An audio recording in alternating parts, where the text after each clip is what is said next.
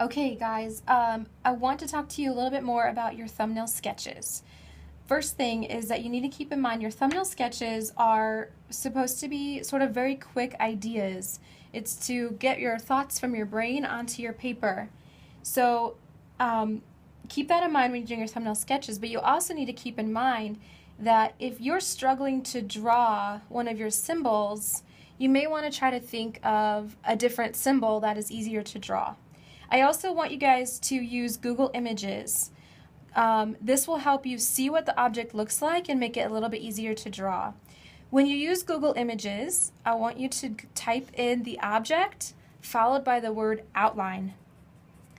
Okay, so I would type in butterflies and the word outline, and this would pull up a whole profile of butterflies that are easy to draw. So if you're struggling to draw them, either choose a different symbol to draw or use Google Images to help you out a little bit. Because guess what? If you can't draw it here, you're definitely not going to be able to draw it on the record. So keep that in mind. So here I have a list of my symbols. I have the word love, which I'm going to symbolize using a heart. And this is from my playlist because my playlist is full of love songs. Then I have butterflies because I love butterflies, and I love lollipops. So these are my three symbols. Two about myself and one about my playlist. Okay, so I'm going to just start drawing here, and then we'll talk about it.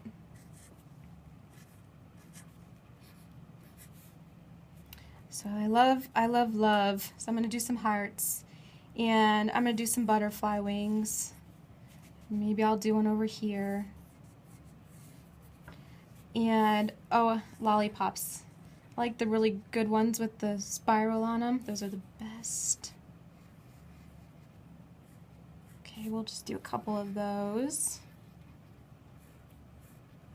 And then maybe I want some text on here. Now remember, text, you can use text, but it does not count as one of your symbols.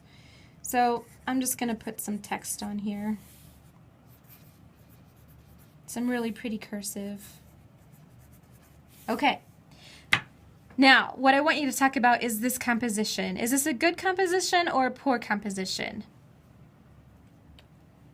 What do you want me to do? Okay, so after discussing this, you realize that this is a poor composition. There's nothing interesting about it. It's not pleasing to the eyes, and it just looks like all of my symbols just threw up on the paper. This is not what we want, okay? So this one's no good. Let's redraw this and think through our symbols a little bit more. I want you guys to really be creative and push yourself outside of the box a little bit. Before I even start sketching, I want to decide, am I going to use asymmetrical or symmetrical balance? The reason why I want you to think about that first before you start sketching is because this is going to help you decide where to draw your symbols. So I want to create an asymmetrical design.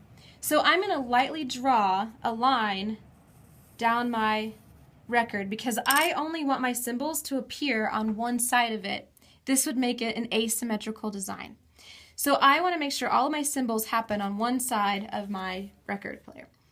So I'm going to think about emphasis as well. Remember, you need to use emphasis. So maybe one of my symbols is going to be very large because remember, emphasis can be about scale. Right? We could be something very small or something very large, and it's going to stand out. You can also use color emphasis. So think about color too, and what you might use to stand out using color. But for right now, let's think about size.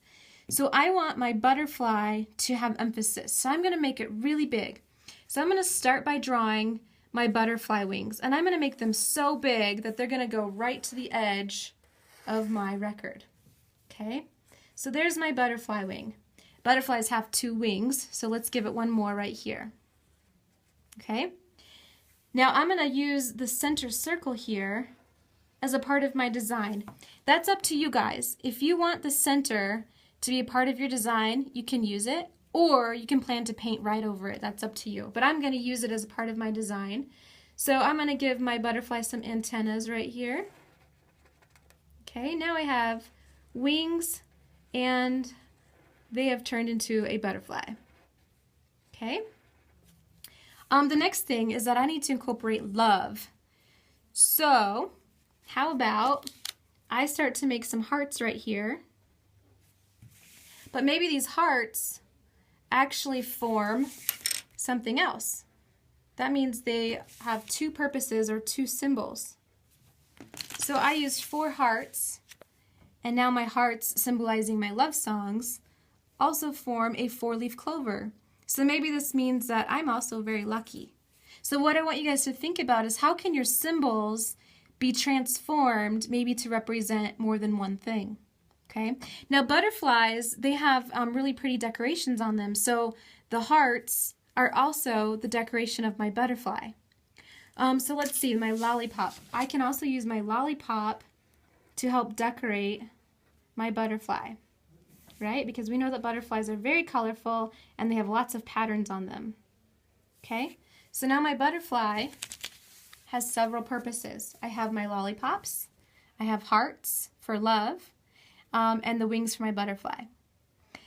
I also created the asymmetrical design. So I have met the requirements of the project. I have emphasis, I have an asymmetrical design, and I have my 3 required symbols. Now just for artistic interest, I'm going to use the word love again because I really like that cursive idea. I'm going to put it kind of across the top, really big and in really pretty cursive. Now, do we have an interesting composition? And is it pleasing to the eyes?